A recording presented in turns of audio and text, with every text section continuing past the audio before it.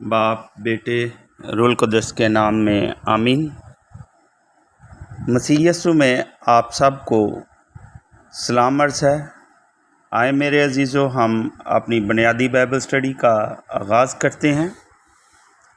जिस तरह के हम बुनियादी बाइबल स्टडी में इन दिनों में स्टडी कर रहे हैं बाइबल मुक़द्दस की मसाली शख्सियात के बारे में। गुज़िश्ता सेशन के दौरान हम 15 बुनियादी बाइबल स्टडी में 15 मसाली शख्सियात की स्टडी कर चुके हैं। आज हम 16वें नंबर पर स्टडी करते हैं निकोदीमस के बारे में। निकोदीमस इसराइल का उस्ताद। मेरे अजीज़ों, निकोदीमस एक फरीसी और शरीयत का माना हुआ उस्ताद था। वो यहूदियों का हुक्मरान था, यानी वो यहूदियों की कौम को चलाने वाली हुक्मरान जमात से ताल्लुक़ रखता था, जो कि सेंड्रान कहलाती थी, जिसके अरकान की तादाद 72 हुआ करती थी। इस हस्ती ने यीशु की तलीमात के मुतल्लक़ सुन रखा था और यीशु के लिए खुसूसी कलमात तहसीन अदा करता था। निकोदीमस ये भी जानता था कि सेंड्रान के अरकान और फ़की यीशु को कबूल नहीं करते थे और वो यीशु का बेहद कम एहतराम करते थे। वो यीशु से मिलने की ज़रूरत महसूस करता था ताकि यीशु के साथ मुलाकात करके अपने मसाइल को निपटाए। दूसरी तरफ वो अपने हमकार साथियों की राय से डरता था। रात के अंधेरे में निकोदीमस यीशु से मिलने गया ताकि उससे ये रहनुमाई ले कि खुदा की बादशाही को देखने के लिए एक इंसान को क्या करना चाहिए। यीशु ने निकोदीमस की हदायत की कि खुदा की बादशाहत देखने के लिए ऊपर से पैदा होने की ज़रूरत है, बल्कि पानी और रूह से पैदा होना चाहिए। मुलादा फरमाए यूहन्ना 3 बाब पहली आयत से 7वीं आयत। दूसरे मौका पर निकोदीमस को यीशु के साथ अलहाक ज़हर करने के लिए और ज़्यादा जुर्रत की ज़रूरत है। यहूदी लीडर यीशु को गिरफ़्तार करने के लिए लोग भेजते हैं, लेकिन किसी ने भी उस पर हाथ ना डाला। इस बात ने फरीसियों को गुस्सा दिलाया, जिन्होंने यीशु को रद्द किया। जो यीशु पर ईमान लाते थे वो भी गुस्सा में थे। निकोदीमस यीशु के दफ़ा के लिए आगे बढ़ा और पूछा, क्या हमारी शरीयत किसी को मुजरम ठहराती है? बेशतर इससे कि उसकी सुन लें और जान लें कि वो क्या करता है। यूहन्ना 4 बाब 51 है। निकोदीमस ने यीशु के लिए आखिरी एहतराम मोर और औद को मिलाकर लाने से ज़ाहिर किया। यूहन्ना 19 बाब 39 है। नंबर 17 पे हम स्टडी करते हैं ज़काई, ताइब सरदार मुहस्सल। मेरे अजीज़ों, ज़काई पस्त कद था और यरू में महसूल की चौकी पर महसूल लेने वालों का सरदार था। महसूल लेने वाले रोमियों के लिए काम करते थे, जिन्होंने इसराइल की सरज़मीन पर तसल्लुत जमाया हुआ था। यहूदी महसूल लेने वालों से कई वजूहात की बना पर नफ़रत करते थे। मुहस्सल नौ आबादकारियों की कठपुतलियाँ हुआ करते थे। वो महसूल अदा करने वालों को धोखा देते थे। वो वहशी हथकंडों से महसूल जमा किया करते थे। उनके पास सब्बत का आराम करने के लिए वक्त नहीं होता था और वो रसूमाती पाकीज़गी को कायम रखने के लिए ज़वाबत नहीं रखते थे। इस तरह मुहस्सल आम तौर पर गुनहगारों के साथ शुमार किए जाते थे। महसूल लेने वालों का सरदार खुद ब खुद ही बड़ा गुनहगार तस्वर किया जाएगा। ज़काई भी ऐसा ही था। जब यीशु बड़े हजूम के साथ यरू के कस्बा में गुज़र रहा था तो ये पस्त कद आदमी यीशु का मुकम्मल नज़ारा करने के लिए दरख्त पर चढ़ गया। यीशु ने उसे नीचे बुलाया और उसके घर में क़याम करने के लिए चला गया। وہ جو یسوع کے پیچھے آ رہے تھے انہوں نے احتجاج کیا کہ وہ ایک بڑے پاپی کے گھر چلا آیا ہے۔ یسوع اس کو خاطر میں نہ لایا۔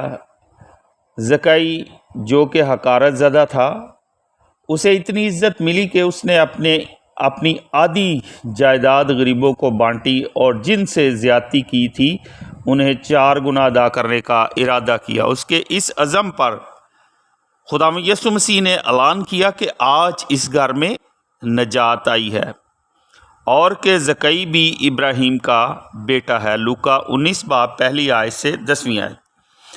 کوئی بھی توبہ لانے اور تبدیل ہونے کے امکان سے بڑھ کر گناہ گار نہیں۔ ایک دفعہ یسوع نے کہا کہ امیر آدمی کا خدا کی بادشاہت میں داخل ہونا مشکل ہے، لیکن اس نے یہ نہ کہا کہ یہ ناممکن ہے۔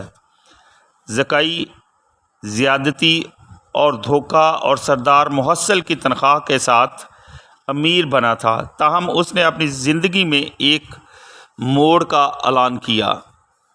18ویں نمبر پر ہم سٹڈی کرتے ہیں مثالی شخصیت کی جملیل، سب کی نگاہ میں قابل احترام استاد۔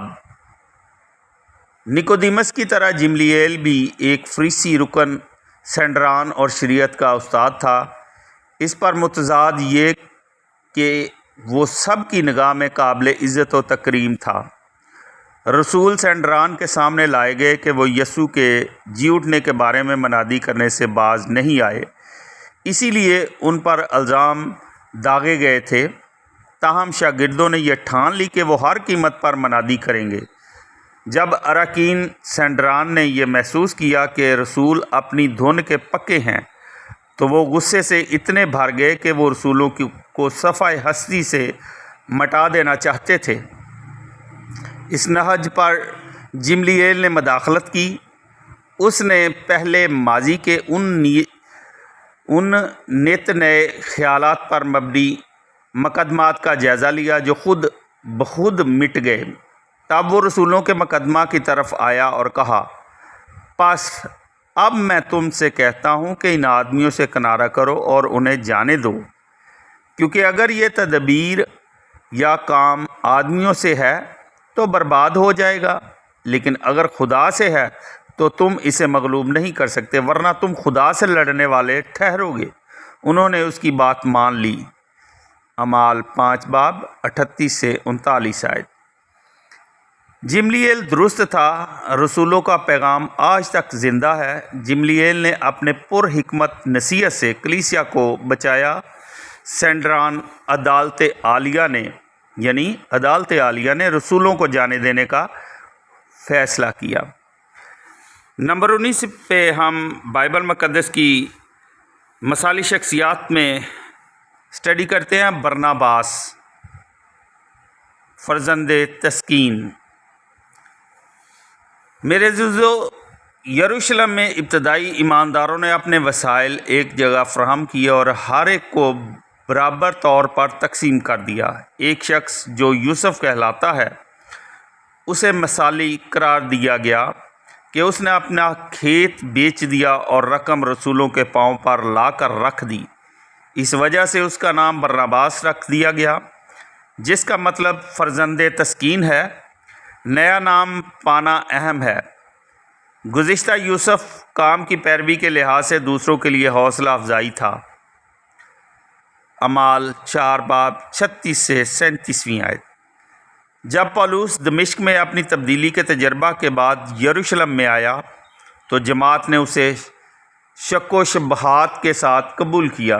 جب برناباس نے رسولوں کی پولس کو پورے اعتماد کے ساتھ استقبال کرنے کے لیے حوصلہ افزائی کی تو اس وقت برناباس نے اپنے نام کا بھرم رکھا۔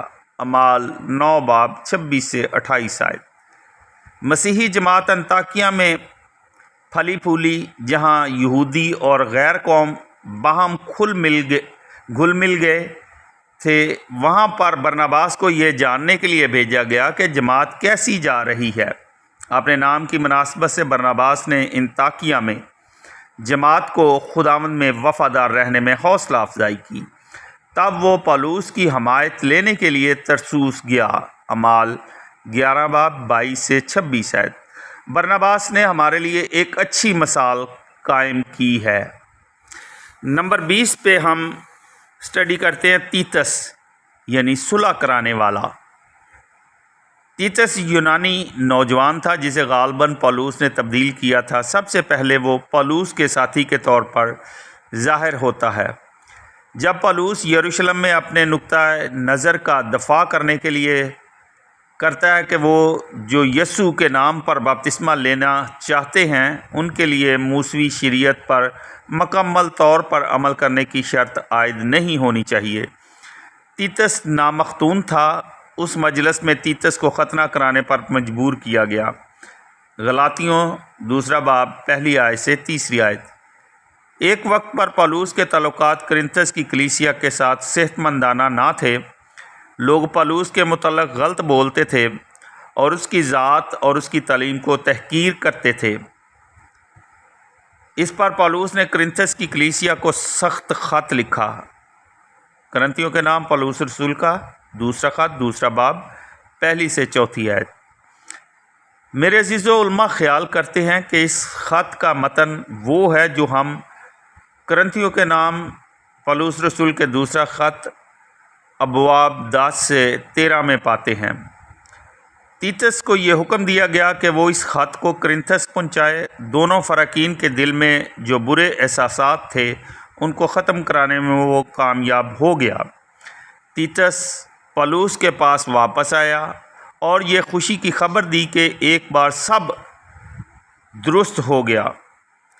मुलाज़ा फरमाएँ कोरिन्थियों के नाम पौलुस रसूल का 2 ख़त उसका 7वां बाब 13वीं आयत से 16वीं आयत।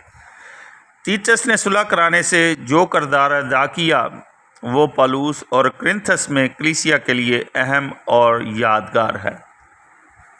सो मेरे अज़ीज़ो, आज हमने बाइबल मुक़द्दस की मिसाली शख्सियात की स्टडी मुकम्मल कर ली है, जिसमें हमने 20 मिसाली शख्सियात की स्टडी की है। नेक्स्ट सेशन में हम बाइबल मुक़द्दस के मुतफ़र्रक़ मौज़ूआत के तहत स्टडी करेंगे। तब तक के लिए अपने ख़ादम reverend archbishop doctor Stephen Siddique को इजाज़त दें। खुदावंद हम सब के साथ अब्दुल आबाद रहे। खुदा अपने पाक रूह कुदस का मसा हम सब को अनायत करे ताकि हम उसके ज़िंदा कलाम को बेहतर से बेहतर तरीके के साथ समझ सकें, पढ़ें और उस पर अमल करें और खुदा के इस ज़िंदा कलाम को अपने तमाम अज़ीज़ व क़ारब के साथ शेयर करें और खुदा के नाम को इज़्ज़त और जलाल देते हुए हमेशा की ज़िंदगी के वारिस बन सके। सो मेरे अज़ीज़ों, आए हम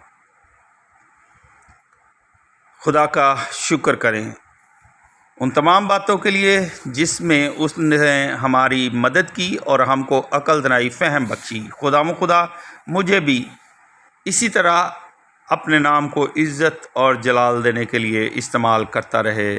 मुझे और मेरे ख़ानदान को अपनी दुआओं में ज़रूर याद रखें। खुदा हम सब के साथ अब्दुल आबाद रहे। आमीन।